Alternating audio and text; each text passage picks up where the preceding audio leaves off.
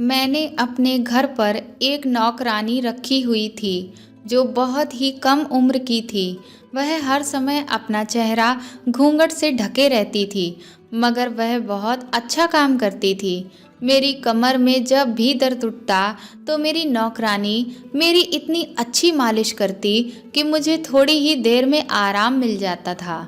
एक दिन मेरा बेटा मुझसे बोला, मम्मी, आपको मैं डॉक्टर के पास लेकर चलता हूँ क्योंकि बहुत दिनों से आपने अपना चेकअप नहीं करवाया है।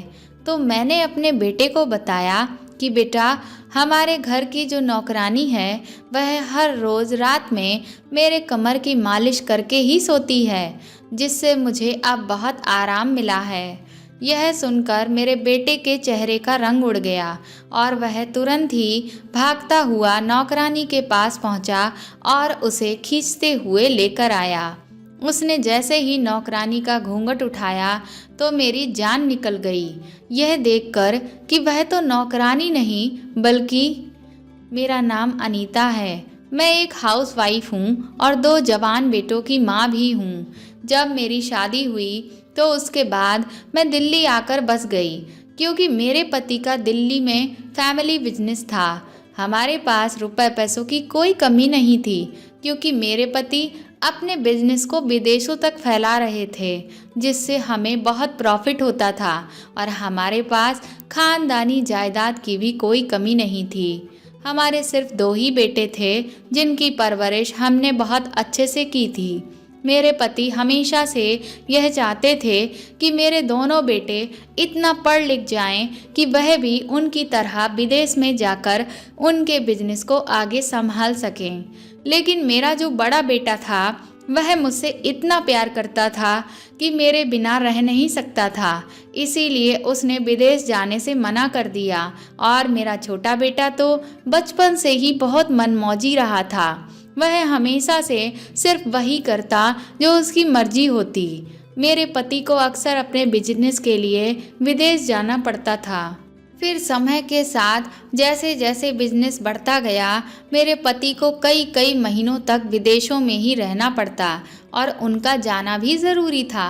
मैं और मेरा बड़ा बेटा ज़्यादातर समय घर पर ही बिताते और मेरा छोटा बेटा बाहर आवारागर्दी करता रहता। बड़ा बेटा अपनी पढ़ाई भी अच्छे से कर रहा था और कॉलेज से आने के बाद दिल्ली में जो कारोबार था उसमें भी अपना समय दे रहा था। वह मुझसे अक्सर कहता कि मम्मी, जैसे ही मेरी पढ़ाई पूरी होगी पापा मुझे विदेश में बुला लेंगे, इसीलिए मैं चाहता हूँ कि पहले मैं यहीं पर अपने कारोबार को और ज़्यादा आगे बढ़ाऊँ। अगर मैंने यहीं पर कुछ बेहतर कर दिखाया तो मुझे आपसे कभी भी दूर नहीं जाना पड़ेगा। मेरे बेटे का मेरे लिए प्यार देखकर मैं मन ही मन बहुत खुश होती। मेरे पति तो अब घर से बाहर थे। फिर पता नहीं आखिर क्या हुआ कि मेरा बड़ा बेटा जब भी छोटे बेटे को किसी बात के लिए समझाता तो वह अपने बड़े भाई से ज़बान लड़ाने लगता और उससे झगड़ा शुरू कर देता। उसे हमेशा से ही यही लगता था कि मैं अपने बड़े बेटे को उससे ज़्यादा प्यार करती हूँ और इसीलिए वह उससे जलन महसूस करने लगा। मैंने उसे बहुत समझाने की कोशिश की कि जैसा वह सोच रहा है ऐसा कुछ भी नहीं है और वह अपने बड़े भाई से किसी भी तरह की बदतमीजी ना करे, लेकिन वह मेरी एक बात नहीं सुनता। मैं बहुत परेशान रहती कि आखिर मेरी परवरिश में क्या कमी रह गई जो मेरा छोटा बेटा ऐसा निकल गया। आए दिन के रोज रोज के झगड़ों से तंग आकर एक दिन मैंने अपने छोटे बेटे पर हाथ उठा दिया, जिससे वह मुझसे इतना नाराज़ हो गया कि वह घर छोड़कर ही चला गया। मुझे इस बात का बहुत अफसोस होता है कि मेरा छोटा बेटा मुझे गलत समझता है। धीरे धीरे दिन बीत रहे थे। अब घर में सिर्फ मैं और मेरा बड़ा बेटा दो ही लोग रहते थे। मैं अपने घर के सारे काम खुद ही किया करती थी क्योंकि मैं कोई कामकाजी महिला नहीं थी। अगर मैं घर के काम के लिए कोई काम वाली बाई रख लेती तो मेरे पास बहुत समय ऐसा बचता जिसमें मैं बोर हुई होती रहती। और मुझे अपने बेटे के लिए खाना बनाना बहुत पसंद था। मेरा बड़ा बेटा अपने कारोबार के चलते अब काफ़ी बिजी रहने लगा था। तो एक दिन वह बोला कि मम्मी, आप घर में कोई नौकरानी क्यों नहीं रख लेती, ताकि आपको भी अब थोड़ा आराम मिल सके। तो मैंने उसकी बात को टाल दिया। मैंने कहा कि अरे पागल, अभी मेरी इतनी भी उम्र नहीं हुई है कि मैं घर के काम भी ना कर सकूं। लेकिन एक दिन जब मैं घर का कुछ सामान लेने के लिए बाजार जा रही थी, तभी अचानक से एक मोटरसाइकिल मेरे इतना करीब से गुजरी कि मैं अचानक से हड़बड़ा गई और मेरा पैर फिसल गया और मैं वहीं गिर गई। कुछ लोगों ने मुझे अचानक से घेर लिया, लेकिन तभी वहाँ एक लड़की आई जो अपना चेहरा ढके हुए थी। उसने मुझे तुरंत उठाने की कोशिश की, लेकिन मेरी कमर में चोट आ गई थी, जिसमें मैं बिल्कुल भी उठ नहीं पा रही थी। फिर वह जैसे तैसे लोगों की मदद लेकर मुझे रिक्शे से घर लेकर आई। मैंने रास्ते में ही अपने बड़े बेटे को फ़ोन करके घर बुला लिया था और वह अपने साथ हमारे पहचान के डॉक्टर को ले आया। जब उन्होंने मेरी जांच की तो उन्होंने मुझे आराम करने की सख्त हिदायत दी और कहा कि अब मैं पूरी तरह से बेड रेस्ट करूं, क्योंकि अगर मैंने घर का एक भी काम छुआ तो मेरी हालत और भी ज़्यादा बिगड़ सकती है। डॉक्टर की बात सुनकर मैं बहुत परेशान हो गई, क्योंकि मैंने सोचा कि अगर मैं बिस्तर पर ही लेटी रहूंगी तो मेरे घर के काम कौन करेगा। मेरा बेटा भी मेरे लिए बहुत परेशान होने लगा। तभी वह लड़की जिसने मेरी मदद की थी वह बोली कि मेम साहब, अगर आप इजाज़त दें तो क्या मैं आपके घर के कामों की जिम्मेदारी उठा लूं, क्योंकि मुझे भी काम की ज़रूरत थी। तो अगर आप मुझे नौकरानी के लिए रख लेंगी तो आपकी भी मदद हो जाएगी और मुझे भी काम मिल जाएगा। मैंने सोचा लड़की भली है, जब किसी ने भी मेरी मदद नहीं की थी तो इसी लड़की ने मेरी मदद की। तभी मेरा बेटा भी बोला कि माँ, आज की दुनिया में कोई किसी की मदद नहीं करता, लेकिन इसने आपकी मदद की है तो अब आपका भी फर्ज बनता है कि आप भी इसके लिए कुछ करें। मैंने कहा कि यह तो बहुत अच्छी बात हो जाएगी। मैं तो वैसे ही परेशान हो रही थी कि अब मैं नौकरानी कहाँ ढूंढूंगी, और मुझे बैठे बिठाए ही घर संभालने वाली मिल गई। फिर मैंने उस लड़की से उसका नाम पूछा। उसने अपना नाम शोभा बताया। मेरे बेटे ने शोभा से चाय बनाकर लाने को कहा। जब शोभा वहाँ से चली गई तो मेरे बेटे ने मेरे पास आकर मुझसे कहा कि माँ, आप इससे अपना कोई पर्सनल काम मत करवाइएगा, इसे सिर्फ घर के काम ही करने दीजिएगा, क्योंकि यह नौकर लोग अक्सर सर पर चढ़ जाते हैं। आपके सारे काम मैं खुद कर दिया करूँगा और आपका अस्पताल में चेकअप भी टाइम टू टाइम करवा लाऊंगा। बल्कि मैं आपके लिए एक नर्स रख लूँगा, जिससे आपको वह कुछ ज़रूरी एक्सरसाइज करवाती रहेगी। अपने बेटे का मेरे प्रति प्यार देखकर मैं मन ही मन फूली नहीं समा रही थी। मैं मन में यही सोचती कि मेरा बड़ा बेटा मेरी कितनी फिक्र करता है, वहीं छोटे बेटे को तो मेरी जरा भी परवाह नहीं है। वह मेरा हाल चाल तक नहीं पूछता, जबकि मैंने जब भी उसे फ़ोन किया तो उसका नंबर बिजी ही गया है। मुझे अपने छोटे बेटे का यह रवैया बिल्कुल भी पसंद नहीं आता। नौकरानी के आने से घर में रौनक सी आ गई थी। वह काम में बहुत तेज़ थी, हर काम फटाफट कर लेती थी। मेरे बेटे ने मेरे लिए एक नर्स का इंतज़ाम कर दिया था। वह हर रोज़ आती और मुझे एक्सरसाइज करवाती। एक दिन जब नर्स नहीं आई तो उस दिन मेरी कमर में बहुत तेज़ दर्द उठने लगा। जब मैंने अपने बेटे को फ़ोन करके बुलाना चाहा तो उसका नंबर आउट ऑफ कवरेज आने लगा। मुझे तकलीफ़ इतनी ज़्यादा बढ़ गई कि मेरे आंखों से आंसू आने लगे। तभी मेरी नौकरानी मेरे लिए कमरे में सूप लेकर आई। जब मेरी नौकरानी ने मेरी हालत देखी कि मैं दर्द से तिलमिला रही हूँ तो वह मुझसे कहने लगी कि आप परेशान ना हो, मैं अभी आपकी कमर की अच्छी मालिश कर देती हूँ, जिससे आपको तुरंत ही आराम मिल जाएगा। और हुआ भी ऐसा। उसने मेरी इतनी अच्छी मालिश की कि मुझे थोड़ी ही देर में आराम मिल गया और बहुत दिनों के बाद मुझे बहुत अच्छी गहरी नींद आई थी। इतने दिनों से वह नर्स घर आ रही थी और मुझे एक्सरसाइज करवा रही थी, लेकिन मुझे उससे ज़्यादा कुछ आराम नहीं मिल रहा था। जबकि मेरी नौकरानी ने जैसे ही मेरी मालिश की तो मुझे अपनी हालत में सुधार लगने लगा। जब मैं सोकर उठी तो मैंने उसकी तारीफ की तो वह कहने लगी कि मेम साहब, आप अपने बेटे को यह बात बिल्कुल ना बताइएगा कि मैंने आज आपकी मालिश करी है, नहीं तो वह मुझसे गुस्सा हो जाएंगे। मैंने भी उससे कह दिया कि तुम बिल्कुल फिक्र ना करो, मुझे अच्छे से पता था कि मेरे बेटे ने मुझे मेरी नौकरानी से अपने पर्सनल काम करवाने से मना किया था, तो मैंने सोचा कि बिना बात मैं अपने बेटे को यह सब क्यों बताऊं। और फिर मेरा बेटा आजकल अपने बिजनेस को लेकर इतना बिजी रहता है कि उसे घर आने का भी वक्त कम ही मिल पा रहा था। अब जब भी मुझे कमर में दर्द होता तो शोभा तुरंत ही मेरी मालिश कर देती। फिर धीरे धीरे ऐसा होने लगा कि वह हर रोज खुद ही मेरे कहे बगैर मेरे कमरे में आती और मेरी ऐसी मालिश करती कि मुझे बहुत आराम मिलता। अब ऐसा हो गया था कि मुझे अस्पताल जाने और दवाइयाँ खाने की भी ज़रूरत नहीं पड़ रही थी। हर रोज़ मालिश होने की वजह से मैं तेज़ी से ठीक होने लगी थी और यह सारा कमाल मेरी नौकरानी शोभा की मालिश का था। मेरा बड़ा बेटा अनुराग अपने काम के सिलसिले की वजह से कई दिनों से घर नहीं आया था।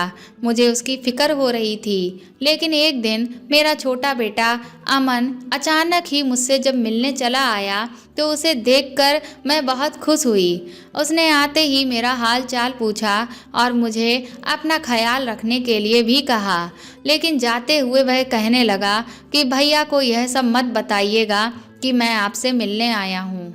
उसकी यह बात सुनकर मैं हैरान रह गई। मैंने उससे कहा कि तुम ऐसा क्यों कह रहे हो? अगर उसे पता चलेगा कि तुम मुझसे मिलने आए थे तो वह खुश ही होगा। तो इस बात पर छोटा बेटा कहने लगा कि अभी मैं आपको यह सब नहीं बता सकता, लेकिन आपको मेरी कसम है कि आप भैया को यह सब नहीं बताएंगी। अब मुझे समझ नहीं आ रहा था कि आखिर इन दोनों भाइयों के बीच में क्या चल रहा था, क्योंकि बड़ा बेटा भी कई बातें छोटे बेटे से छुपाने को कहता रहता। ऐसा लग रहा था कि जैसे दोनों के बीच कुछ चल रहा है। एक हफ्ते के बाद मेरा बड़ा बेटा अचानक ही घर आ गया। उस वक्त शोभा मेरी मालिश कर रही थी। उसने जैसे ही मेरे कमरे का दरवाज़ा खोला तो शोभा को देखकर वह चौंक गया और कहने लगा कि तुम यहाँ मम्मी के कमरे में क्या कर रही हो? इससे पहले कि मेरे मुंह से ये निकल जाता कि वह मेरी मालिश कर रही थी, वह जल्दी से खड़ी हो गई और बोली कि साहब, मैं कुछ नहीं कर रही थी, मैं तो बस मेम साहब को सीधा लिटाकर उनकी कमर के नीचे तकिया लगा रही थी। शोभा की बात सुनकर मेरे बेटे के चेहरे पर इत्मीनान आ गया। वह बोला कि मैं तो डर ही गया था कि आप कहीं इससे अपनी मालिश तो नहीं करवा रही हैं। मैंने कहा, बेटा, तुम्हें इस लड़की से दिक्कत क्या है? यह लड़की अच्छी खासी है, हर काम जल्दी से कर देती है, जो कहो एक बार में बात भी सुन लेती है। और वह जो नर्स तुमने रखी है वह तो एक नंबर की काम चोर है। एक दिन के लिए आती है और 2 दिन के लिए गायब हो जाती है। इसलिए अब तुम उस नर्स को आने से मना कर दो। मेरा बेटा बोला कि मम्मी, मुझे आखिर नौकरानी से क्या दिक्कत हो सकती है? मैं तो बस इसलिए कह रहा था कि एक नौकरानी इतनी अच्छी एक्सरसाइज नहीं करवा सकती जितनी कि एक ट्रेंड नर्स करवा सकती है। मैंने तो सिर्फ इसलिए मना कर रखा है क्योंकि नौकरानी को कोई अनुभव नहीं है और बिना अनुभव के अगर उसने आपकी मालिश की या आपको एक्सरसाइज कराई तो कहीं ऐसा ना हो कि आपकी मुश्किल और बढ़ जाए और आपकी कमर की कोई हड्डी इधर उधर खिसक जाए। अपने बेटे की फिक्र देखकर मैं मुस्कुरा दी। पहले मैंने सोचा कि मैं उसे सब कुछ बता दूं, फिर मुझे लगा कि अभी तो मैं थोड़ा ही ठीक हुई हूँ और मैं चाहती थी कि जब मैं पूरी तरह से ठीक हो जाऊं तो मैं अपने बेटे को सरप्राइज़ दूं। कुछ ही दिनों में मैं चलने फिरने लगी। शोभा रोज रात को 1 घंटे तक मेरी अच्छे से मालिश करती और मुझे एक्सरसाइज भी करवाती। लेकिन मैं इस बात को लेकर थोड़ा परेशान रहती थी कि मेरी नौकरानी हर वक्त अपना चेहरा घूंघट से छुपाकर क्यों रखती है। आखिर उसके चेहरे में ऐसा क्या हुआ है? एक दिन मैंने उसे इस चीज़ को लेकर पूछ ही लिया कि शोभा, घूंघट तो गैर मर्दों से किया जाता है, मेरे सामने तो तुम अपना घूंघट खोल सकती हो। मेरी बात सुनकर वह घबरा गई और बोली कि मेम साहब, मेरा चेहरा देखने के काबिल नहीं है। अगर मैंने घूंघट उठाया तो आप मेरा चेहरा देख नहीं पाएंगी। उसकी बात सुनकर मैंने यह अंदाज़ा लगा लिया कि ज़रूर इस बेचारी के साथ कोई बड़ा हादसा हुआ है और इसका चेहरा जल गया होगा। मैंने बेकार ही इससे यह बात कह दी। इसके पुराने जख्मों पर मैंने नमक छिड़क दिया। उस दिन के बाद से मैंने उससे कभी भी अपना चेहरा दिखाने की बात नहीं की। अगले दिन शाम को मेरा छोटा बेटा अमन मुझसे मिलने के लिए आया। जब वह जाने लगा तो मैंने उससे कहा कि तुम यहीं क्यों नहीं रहते हो? आखिर कब तक तुम्हारी नाराज़गी चलेगी? तो वह कहने लगा कि ठीक है, मैं इस बारे में सोचूंगा। मेरी हालत अभी इतनी ठीक नहीं थी कि मैं सीढ़ी से उतरकर नीचे जाती, इसलिए जब वह चला गया तो मैं खिड़की से जाकर उसे देखने लगी। तो मैंने देखा कि अमन शोभा को कुछ दे रहा था। उसके जाने के बाद मैंने शोभा को बुलाया और पूछा कि मेरा बेटा तुमसे क्या बात कर रहा था और उसने तुम्हें क्या दिया है? तो वह बोली कि वह मुझे आपका ख्याल रखने की बात कह रहे थे और उन्होंने जाते हुए मुझे कुछ पैसे दिए हैं ताकि मैं पूरे दिल से आपकी सेवा कर सकूं। न जाने क्यों, लेकिन मुझे शोभा की बात पर यकीन नहीं हुआ। मुझे लगा कि बात कुछ और है। उस सारी रात मैं बेचैन रही और अपने आप को यही समझाती रही कि उसने जो कहा वही बात है, क्योंकि और आखिर क्या बात हो सकती है। मेरे छोटे बेटे को भी मेरी फिक्र होगी, इसीलिए उसने शोभा को मेरा ख्याल रखने को कहा होगा। अगले दिन मेरा बड़ा बेटा अनुराग जब घर आया तो वह मुझसे बोला कि मम्मी, आप तैयार हो जाइए, मैं आपको हॉस्पिटल लेकर चलूँगा। आपका बहुत दिनों से चेकअप भी नहीं हुआ है और मुझे चिंता हो रही है कि पता नहीं आपकी कमर का दर्द पूरी तरह से खत्म हुआ भी है या नहीं। उसकी बात सुनकर अचानक ही मेरे मुंह से निकल गया कि अरे बेटा, कमर का दर्द तो मेरा कब का खत्म हो गया। यह जो नौकरानी है, इसने मेरी कमर की हर रोज़ इतनी अच्छी मालिश करी है कि अब तो मैं बिल्कुल ठीक हो गई हूँ और खुद से उठकर चल फिर सकती हूँ। मेरी बात सुनते ही वह तुरंत गुस्से से बाहर निकल कर गया। यह देख मैं पछताने लगी कि यह मेरे मुंह से क्या निकल गया। अब बेचारी शोभा की आफत है।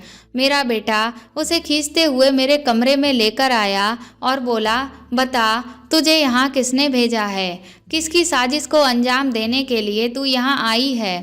तभी शोभा ने अपने चेहरे का घूंघट हटा दिया। उसका चेहरा देखते ही मैं हक्का बक्का रह गई, क्योंकि वह तो मेरा ही खून थी, मेरे भाई की बेटी और मेरी सगी भतीजी अनामिका। उसे देखकर तो मैं दंग ही रह गई। मैंने कहा कि तुम, और यहाँ उसे देख मेरा बेटा भी चौंक गया और कहने लगा, मम्मी, देखा आपने, आपके भाई आपके साथ कितना बड़ा धोखा कर रहे हैं। उन्होंने बदला लेने के लिए अपनी बेटी को यहाँ भेज दिया ताकि वह आपको अपाहिज कर दे और उनका बदला पूरा हो जाए। कुछ समय पहले मेरे भाई ने अनामिका का रिश्ता मेरे बड़े बेटे के लिए भेजा था, मगर मैंने इनकार कर दिया क्योंकि मेरे बेटे को यह रिश्ता मंजूर नहीं था। अनामिका रोने लगी और मेरे पास बैठ गई। बोली, बुआ, ऐसी कोई भी बात नहीं है। मैं यहाँ पर पापा के कहने पर नहीं, बल्कि आपके छोटे बेटे अमन के कहने पर आपका ख्याल रखने आई थी। अनामिका ने जब मेरे छोटे बेटे का नाम लिया तो मैं चौंक गई। मेरा बड़ा बेटा अनुराग बोला कि यह सब आपकी प्रॉपर्टी को हड़पने के लिए मिल गए हैं, जो नाना की तरफ से आपको मिलने वाली है। आपके भाई और अमन मिलकर साजिश कर रहे हैं। अनुराग की बात सुन अनामिका गुस्से से तिलमिला गई और बोली कि असल में साजिश तो आप कर रहे हैं, अपनी ही मम्मी को बीमार करना चाहते हैं ताकि उनके हिस्से की सारी जायदाद आप हड़प लें। वह दोनों आपस में लड़ने लगे और एक दूसरे के ऊपर इल्ज़ाम लगाने लगे। फिर मैंने चिल्लाकर कहा कि बस करो, बहुत हो गया और तुम दोनों अभी मेरे कमरे से बाहर निकल जाओ, क्योंकि मेरे सर में बहुत तेज़ दर्द उठने लगा है। मेरा बेटा कहने लगा कि मैं नहीं जाऊंगा, मैं आपका सर दबाता हूँ, लेकिन मैंने उसे भी बाहर जाने को कह दिया और फिर अपना कमरा बंद कर लिया। सारा माजरा यह था कि हम दो भाई बहन ही अपने पिताजी की सारी जायदाद के वारिस थे। मेरे जो दादाजी थे उन्होंने बहुत वक्त पहले दिल्ली में एक बड़ी ज़मीन लेकर डाल दी थी। जब वह दिल्ली छोड़कर चले गए तो उन्होंने उस ज़मीन को वैसे ही छोड़ दिया और समय के साथ हम लोग भी उस ज़मीन को भूल चुके थे। कुछ महीना पहले ही हमें पता चला कि उस ज़मीन के ऊपर एक बहुत बड़ा शॉपिंग मॉल बनने वाला है और जब उन लोगों ने हमसे कांटेक्ट किया कि हम उन्हें अपनी जगह बेच दें और उन्होंने इसकी कीमत 50 करोड़ लगाई थी, तब जाकर हमें पता चला कि मेरे दादाजी ने एक नहीं बल्कि ऐसी 2 ज़मीनें खरीदी थीं जिसके लिए हमें 100 करोड़ रुपए मिलने वाले थे और हम सिर्फ 2 भाई बहन ही थे। इसीलिए जो पैसा था वह भी हमारे बीच बराबर ही बंटता। इसलिए अब मुझे यह बात समझ नहीं आ रही थी कि मेरी बीमारी का इस सब से क्या लेना देना। मेरा बड़ा बेटा मुझसे बहुत प्यार करता था। छोटा बेटा भले ही लापरवाह था लेकिन मैं उसके प्यार पर शक नहीं कर सकती थी और वैसे भी जो पैसे मेरे हिस्से में आते वह तो बराबर ही मेरे दोनों बेटों में बंटते, तो इससे मेरे भाई को क्या फ़ायदा हो सकता था। लेकिन फिर अनामिका यहाँ पर क्यों रह रही थी? अगर वह चाहती तो सामने से आकर भी मेरी सेवा कर सकती थी। फिर इस तरह से चेहरा ढककर और नौकरानी के भेष में इस घर में आने की ज़रूरत क्या थी? अब यह सब बातें मुझे बहुत ज़्यादा उलझा रही थीं। मुझे कुछ भी समझ नहीं आ रहा था कि आखिर क्या गलत है और क्या सही है। फिर मैंने सोचा कि मुझे खुद से हर बात का पता करना होगा कि आखिर यह सब क्या चल रहा है। अगले दिन अनुराग मेरे पास आया और बोला, मम्मी मुझे माफ़ कर दो, मैं तो जानता ही नहीं था कि नौकरानी के भेष में अनामिका होगी। मैंने उससे कहा, अब यह सब बातें छोड़ दो क्योंकि इनके बारे में सोचने से कोई फ़ायदा नहीं है। फिर वह बोला कि मैं आपको अस्पताल लेकर चलता हूँ, हम आपका चेकअप करवाते हैं और पता करते हैं कि कहीं अनामिका ने आपको कोई नुकसान तो नहीं पहुँचाया है। मैं उसके साथ अस्पताल चली गई। मैंने खुद डॉक्टर को सारी बात बता दी तो डॉक्टर ने कहा कि आपको कोई भी बीमारी नहीं है, बस आपको कमर दर्द था। लेकिन अगर आपकी अच्छे से मालिश ना होती तब ज़रूर ऐसा हो सकता था कि आप बिस्तर से नहीं उठ पाती और लंबे समय तक बिस्तर पर रहने की वजह से आपको पैरालिसिस हो जाता या और भी कुछ हो सकता था। लेकिन आपने मालिश करवाकर बहुत अच्छा किया जिसने आपको बचा लिया। डॉक्टर से बात करने के बाद अनुराग मुझे टेस्ट करवाने के लिए लेकर गया। वह बोला कि मैं तसल्ली करना चाहता हूँ कि आपको किसी प्रकार की कोई दवाई तो नहीं दी गई है। फिर टेस्ट के लिए खून का सैंपल देकर हम दोनों घर लौट आए। जब मैं घर आई तो मैंने देखा कि अनामिका अपना सामान लेकर जा रही थी। मैंने उससे कहा कि अब तुम कहीं नहीं जा रही हो, जब तक सच्चाई का पूरी तरह से पता नहीं चल जाता है तब तक तुम यहीं रहोगी। अनामिका रोने लगी और बोली कि बुआ आप मुझ पर शक कर रही हैं क्या? मैंने कहा कि मैं किसी पर भी शक नहीं कर रही हूँ, बस मेरे लिए यह जानना बहुत ज़रूरी है कि आखिर मेरे घर में चल क्या रहा है। फिर मैंने उससे कहा कि अमन को भी यहीं बुला लो ताकि मैं उससे भी बात कर लूँ। अगले दिन जब अनुराग मेरी रिपोर्ट लेकर घर आया तो वह बहुत गुस्से में था। वह बोला कि मम्मी डॉक्टर ने बोला है कि आपके खाने में कुछ मिलाकर दिया जा रहा था। तभी अनामिका खाना लेकर आई और अनुराग उस पर चिल्लाने लगा कि तुम ही मम्मी को खाना खिलाती थी ना, ज़रूर तुमने ही खाने में कुछ मिलाया होगा। अनामिका रुआसी होकर बोली कि मैं भला बुआ के खाने में क्यों कुछ मिलाऊंगी, मैं ऐसा क्यों करूंगी, मैं तो यहाँ बुआ का ख्याल रखने के लिए आई थी। फिर वह बोली कि और अगर आपको मुझ पर यकीन नहीं है तो मैं खुद यह खाना खा लेती हूँ, आप बुआ को बाहर से खाना मंगवा कर खिला दें। अनामिका ने पूरा खाना मेरे सामने बैठकर ही खाया। अब तो शक करने वाली कोई बात ही नहीं रह गई थी, तो मैं अपने बेटे की तरफ घूर कर देखने लगी। वह गुस्से से भरा हुआ वहाँ से चला गया। मैंने तुरंत ही अमन को फ़ोन करके घर बुलाया। जब वह आया तो मैंने उससे पूछा कि यह सब क्या चल रहा है, तुम घर पर क्यों नहीं रहते? तो वह बोला कि भाई ने मुझे घर से निकाल दिया था, तो मैं कैसे आ सकता हूँ। मैंने उससे कहा कि वह कौन होता है तुम्हें इस घर से निकालने वाला, यह मेरा और तुम्हारे पिताजी का घर है, तुम अब इस घर को छोड़कर नहीं जाओगे। तभी वह कुछ कहते कहते रुक गया, फिर थोड़ा सोचकर बोला, चलिए ठीक है, यह सब बातें छोड़ दीजिए, आप मामा जी से मेरे लिए अनामिका का हाथ मांग लें, क्योंकि मैं अनामिका को पसंद करता हूँ। उसके मुंह से यह सुनकर मैं थोड़ा चौंकी, लेकिन फिर मैंने कहा ठीक है, मैं बात करूँगी। फिर मैंने अमन से कहा, तुम दोनों भाई मिलकर मेरे साथ क्या नाटक कर रहे हो? आखिर तुम लोगों को यह सब करने की क्या ज़रूरत है और एक दूसरे पर किस तरह के इल्ज़ाम लगा रहे हो? मैंने अमन को बहुत देर समझाया और वह मेरी हर बात में हाँ में सर हिलाता रहा और फिर कुछ देर बाद वहाँ से चला गया। अगले दिन जब मैं खिड़की के पास बैठी चाय पी रही थी तो मैंने अनामिका को बाहर जाते हुए देखा। मैं भी जल्दी से उसके पीछे पीछे चल दी। मैंने देखा कि घर से थोड़ी ही दूर पर एक गाड़ी खड़ी हुई थी जिसमें मेरा बेटा अमन बैठा हुआ था और अनामिका भी उस गाड़ी में जाकर बैठ गई। मैंने भी तुरंत एक रिक्शा कर लिया और उस गाड़ी का पीछा करने के लिए कहा। कुछ दूरी पर जाकर जब गाड़ी रुकी तो मैं यह देखकर हैरान रह गई कि जिस जगह अमन ने गाड़ी रोकी थी यह वही जगह थी जहां हमारी ज़मीन है। अमन किसी आदमी से बात कर रहा था। फिर मैं वहां से घर वापस चली आई। मैं अपने ही ख्यालों में खोई हुई थी कि अनुराग मेरे पास आया और मेरे पैर दबाते हुए कहने लगा कि मम्मी, आप मामा से मेरे और अनामिका के रिश्ते के लिए बात करें। उसके मुंह से यह बात सुनकर मैं दंग रह गई कि इन दोनों भाइयों को अचानक से अनामिका इतनी अच्छी क्यों लगने लगी थी। मैंने अनुराग से पूछा कि अब ऐसा क्या हो गया, क्योंकि अभी तक तो तुम्हें अनामिका बहुत बुरी लगती थी और एकदम से वह अच्छी कैसे लगने लगी। इससे पहले कि अनुराग कुछ कहता तभी अमन की आवाज़ आई। वह बोला कि मैं बताता हूँ। मैंने जब पलट कर देखा तो अमन और अनामिका कमरे में दाखिल हो रहे थे। अमन बोला, मम्मी, मैं आपको बताता हूँ कि अब अचानक से भैया अनामिका से शादी क्यों करना चाहते हैं। बल्कि सिर्फ यही नहीं, मैं आपको और भी बहुत कुछ बताता हूँ। फिर वह बोला कि यह बात अभी की नहीं है। दरअसल यह कहानी तब शुरू होती है जब भाई कॉलेज में पढ़ रहे थे और वह गलत संगत में पड़ गए। उन्होंने बहुत गलत लड़कों से दोस्ती कर ली।